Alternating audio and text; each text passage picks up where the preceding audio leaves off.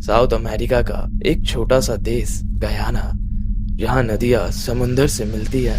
हर तरफ घने जंगल है यहाँ, एंडलेस ग्रीनरी, बहता हुआ पानी और छोटी सी आबादी वाला ये देश एकदम अलग दुनिया और शांत जगह लगती है।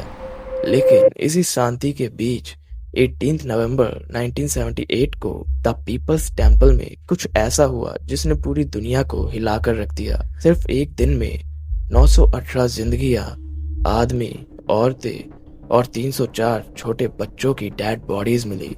इन सब ने एक साथ जहर पीकर अपनी जान दे दी थी अपने ब्लाइंड फेथ के कारण, और जिसने इनसे ये काम करवाया था उसका नाम था Jim Jones. Reach your hands out. Reach your hand out to me. Reach the fingers out that are bothering you.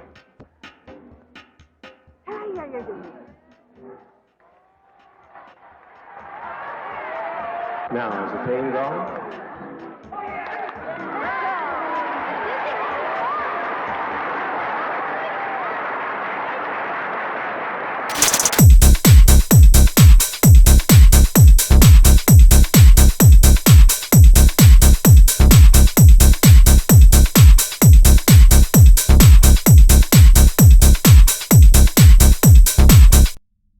Hello guys, this is GVK here and मेरा नाम है गौरव।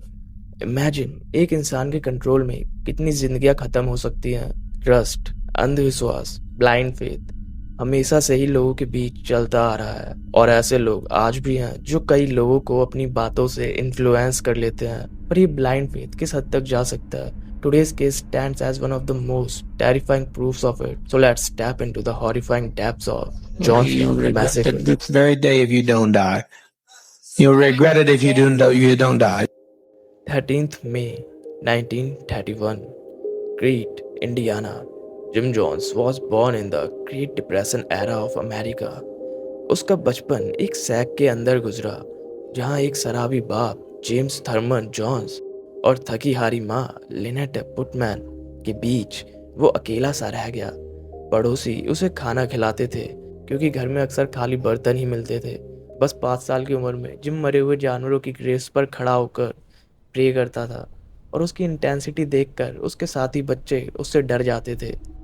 जब उसके माँ बाप 1943 में अलग हुए, तब तक जिम रिचमंड, इंडियाना आ चुका था। यहीं उसने दुनिया के सबसे बड़े नेताओं के बारे में पढ़ा। हिटलर, स्टालिन, महात्मा गांधी, और इनकी कहानियों ने उसके सपनों को और भी भड़का दिया। और जब उसने पेंटकोस्टल रिवाइवल्स का शोर शराबा देखा, जहां प्रीचर्स अपने बोलने के स्टाइल से भीड़ को अपनी एनर्जी, अपनी बातों से इन्फ्लुएंस कर लेते थे, जिम को अपना रास्ता मिल गया, भीड़ पर राज करने का रास्ता। 1945, सिर्फ 14 साल का था जिम जॉन्स। वो एक हॉस्पिटल में ऑर्डरली काम करता था।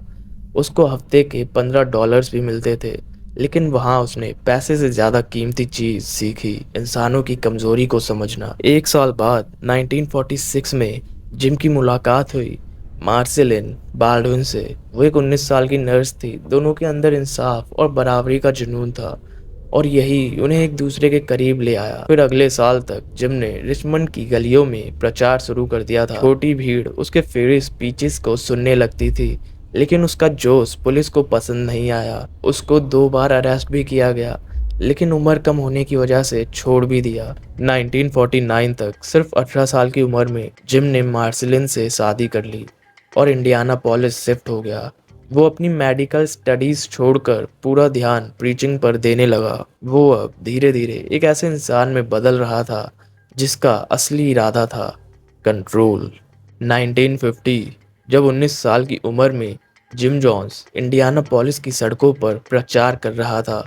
उस वक्त शहर में सेग्रीगेशन था, लेकिन जिम बराबरी की आवाज़ बुलंद कर रहा था।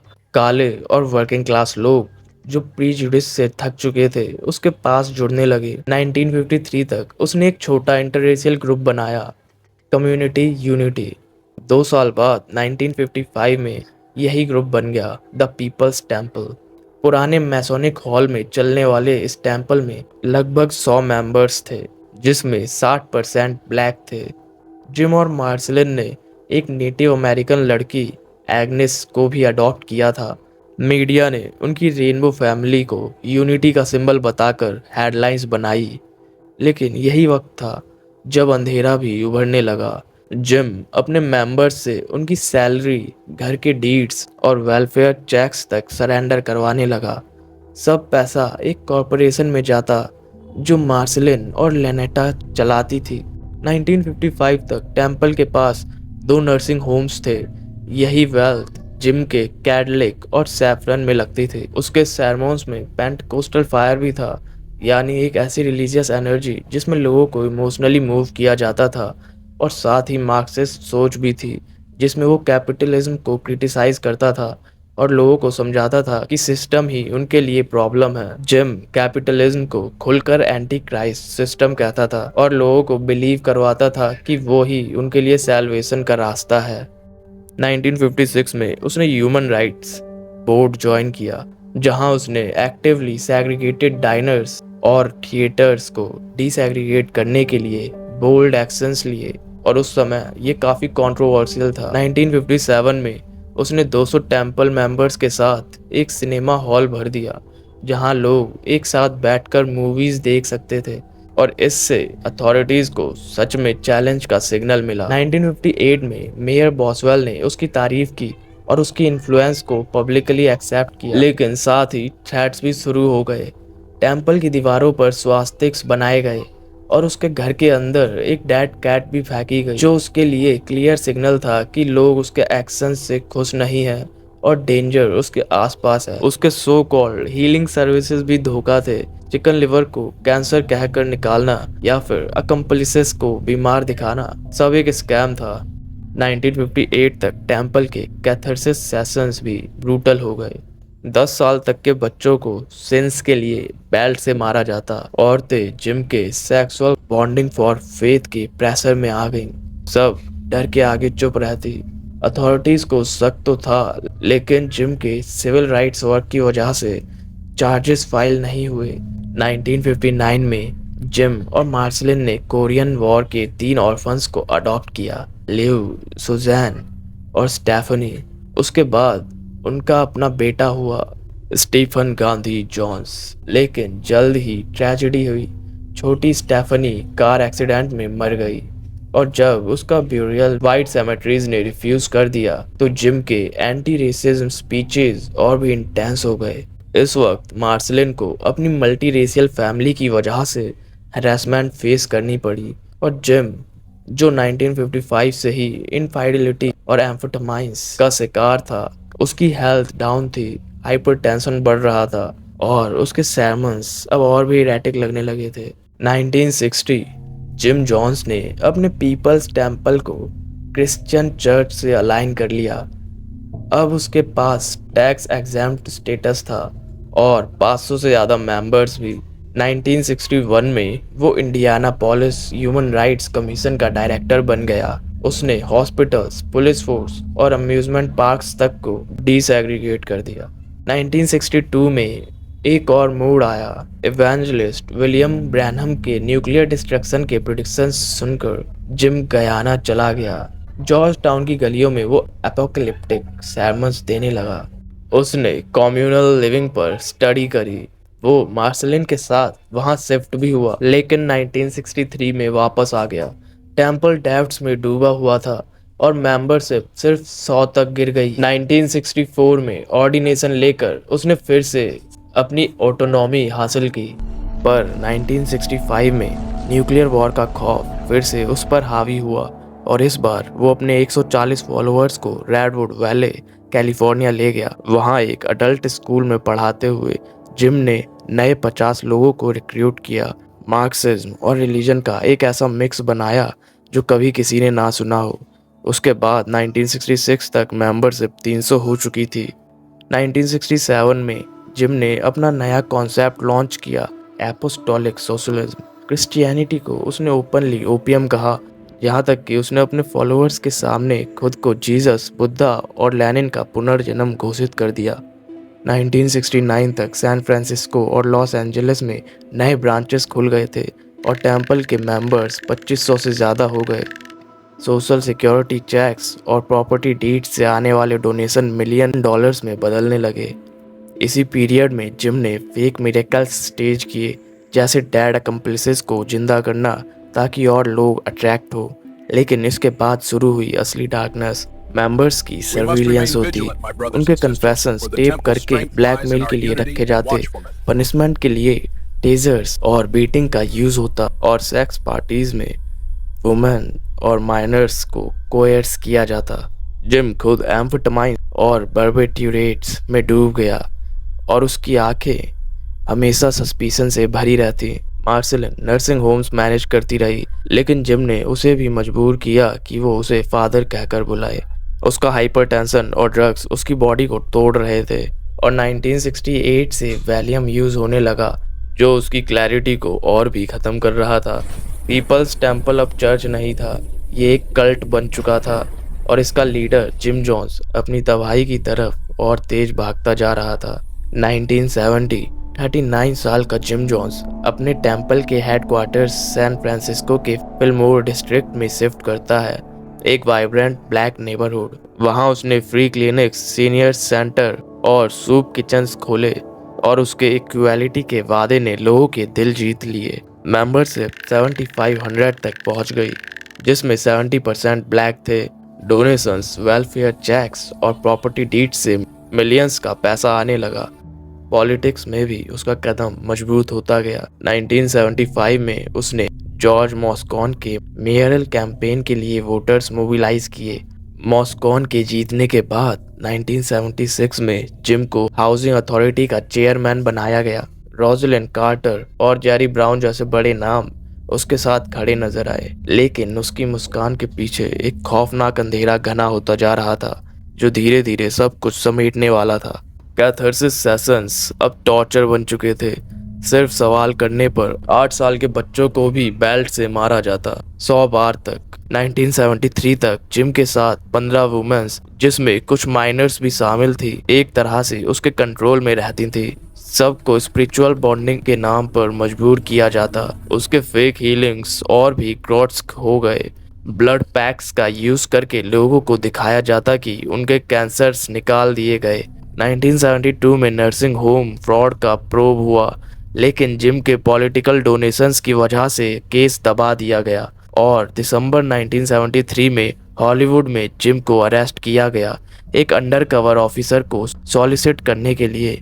ये case Los Angeles municipal court में चला, लेकिन 1974 में एनरैपमेंट क्लेम्स के वजह से डिसमिस हो गया। इससे उसका रेप्यूटेशन थोड़ा हिला, लेकिन असल में ज़्यादा नुकसान नहीं हुआ।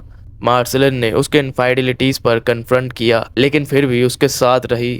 1972 में ग्रेस स्टोएन के बेटे जॉन विक्टर स्टोएन पर कस्टडी डिस्प्यूट ने जिम को और पैरानॉइड कर दिया। उसने दावा किया कि वो लड़का उसका अपना है और वो उसे कभी वापस नहीं करेगा।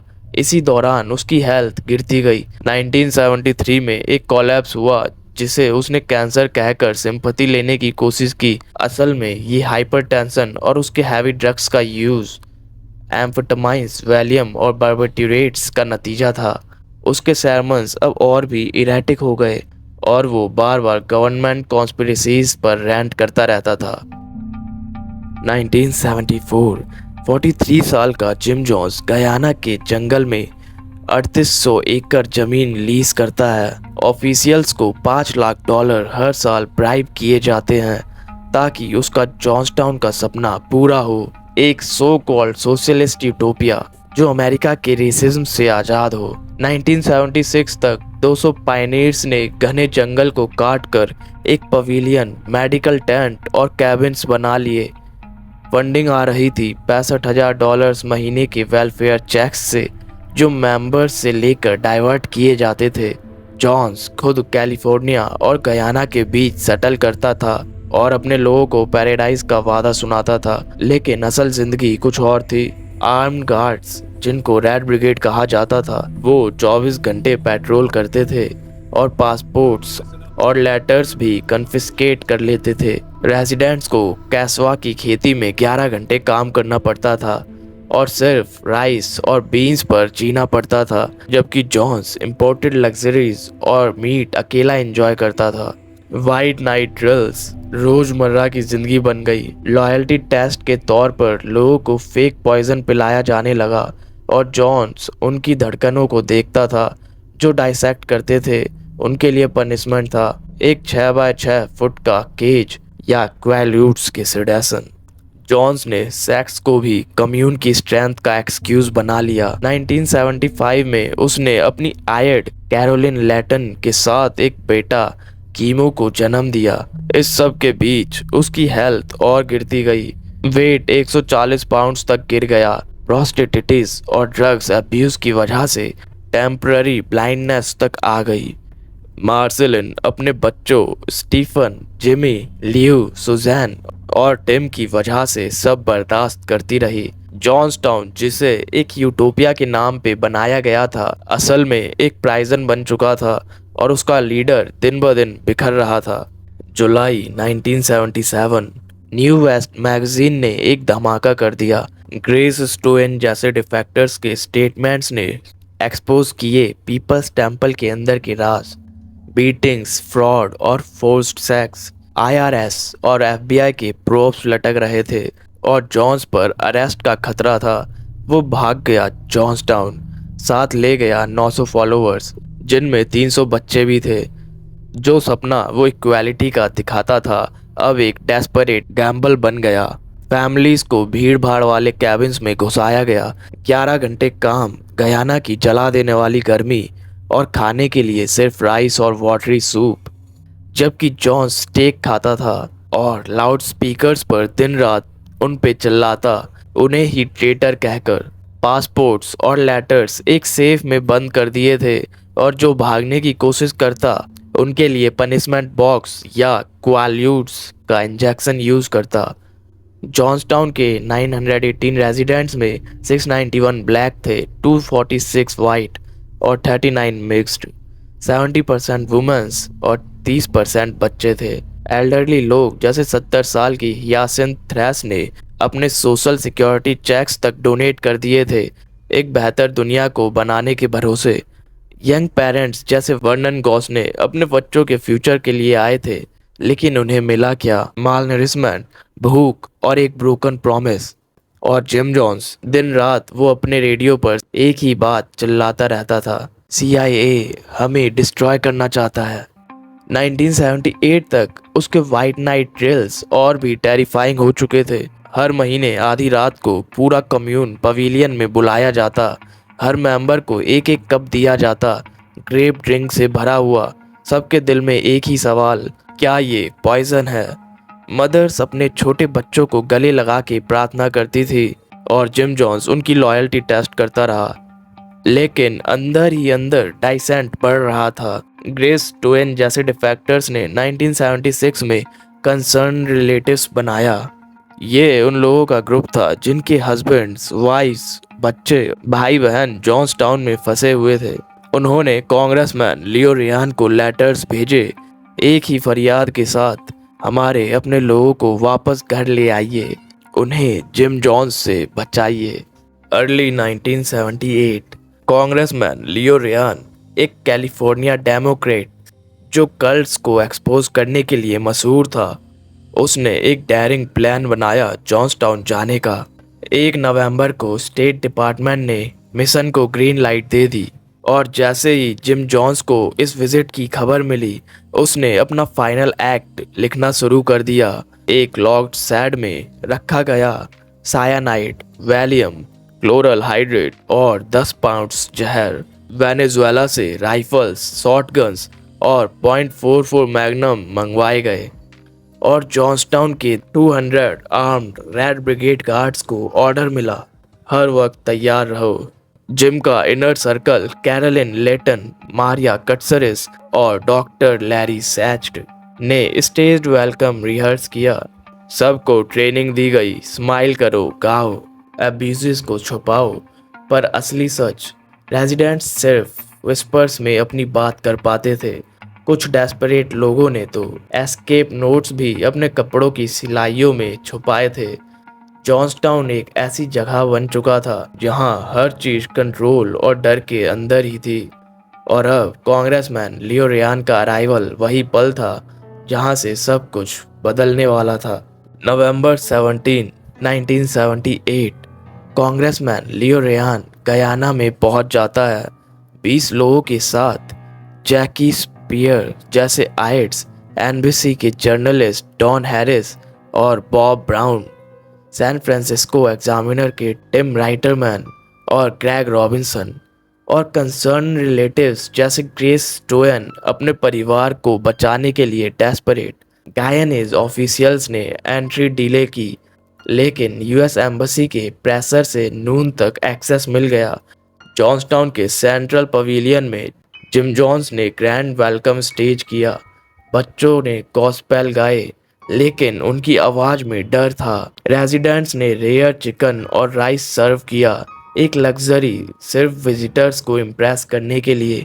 मदर्स जैसे एडिथ पार्क्स मुस्कान बनाए रखती, पर उनकी आंखें रेड ब्रिगेड गार्ड्स पर टिकी रहती। राइफल्स उनके शोल्डर पर स्लंग, फियर हर कोने में फील होता था। वर्नन गॉसने 25 साल का फादर सीक्रेटली डॉन हैरिस को नोट पास करता, please help us get out of Jonestown. Monica Bagby 18 years old trembling करते हुए अपना नोट पॉकेट में छुपाती, हर शब्द में डेस्परेशन और होप का मिक्स।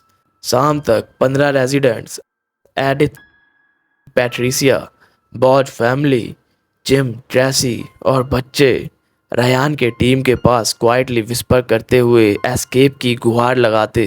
गार्ड्स उन्हें ऑब्जर्व कर रहे थे। रायन ने फोर्स्ड स्माइल्स और गार्डेड आंसर्स नोट किए। जर्नलिस्ट्स के कैमरास फियर और एंजाइटी को कैप्चर कर रहे थे। जॉन्स पेंटोबार्बिटल इंजेक्शन से अनस्टडी रायन से प्राइवेटली मिलता है। उसका फेस पेल पड़ चुका था और उसको बहुत स्वेट भी आ रहा था, लेकिन वो सोशलिज्म प्रीच करता है। पर जब रायन डिफेक्टर्स के बारे में प्रेस करता, उनकी आवाज क्रैक हो जाती। मास्क के पीछे पैरानोया और रेज का ग्लिम्प्स मिलता है। एक लीडर जो अपनी रियलिटी खोने वाला था। रात तक एक आयर ने वो नोट्स जिम तक पहुंचा दिए। ये सुनते ही उसकी पैरानोया फूट पड़ी। अपनी कैबिन में बैठा कैरोलिन लैटन और मारिया कटसरिस के सामने गुस्से में रैंट करने लगा। उसने उन डिफेक्टर्स को गद्दार बोला और कांग्रेसमैन रायन को एक CIA एजेंट डिक्लेयर कर दिया। उसने अपनी इनर सर्कल को एक फाइनल स्टैंड, आखिरी तैयारी करने का ऑर्डर दिया। नवंबर 18, 1978 लगभग 8 बजे के करीब जिम जोन्स अपने inner circle Carolyn Layton, Maria Katsaris और डॉक्टर लैरी सैच्ड के साथ अपनी कैबिन में मिलता है, जहां दीवारें प्रोपेगेंडा पोस्टर्स से भरी हुई थी। उसने ऑर्डर दिया 50 गैलन स्टील ड्रम में grape flavour aid, 10 pound cyanide, Valium, chloral hydrate और सैचुरिन मिलाया जाए। मेडिकल टेंट में नर्सेस, जिनको एंजल्स ऑफ डेथ कहा जाता था, मिक्सचर को स्टर करती हैं। एक पिग केज में टेस्ट किया गया और मिनट्स में ही पिग मर जाता है। जॉन्स रायन के विजिट को फाइनल टेस्ट कहता है और उसकी आवाज गुस्से से कांप रही होती है।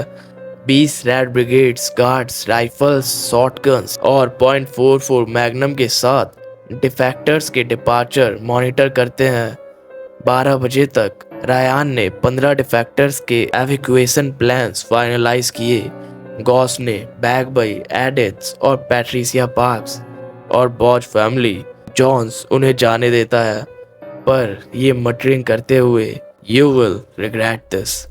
2 बजे के करीब डिफेक्टर्स स्पोर्ट काइट्यूमा 6 माइल्स दूर पहुंचते हैं। सेस्ना और ट्विन ओटर प्लेन्स रेडी हैं। जॉन्स ने लैरी लेटन को भेजा posing as defector, hidden .44 Magnum के साथ और एक tractor trailer with 8 gunmen led by Joe Wilson. 5:20 PM tractor airstrip पर आता है और गन फायर शुरू हो जाती है। विल्सन की टीम सिर्फ 5 मिनट में 200 राउंड्स फायर करती है।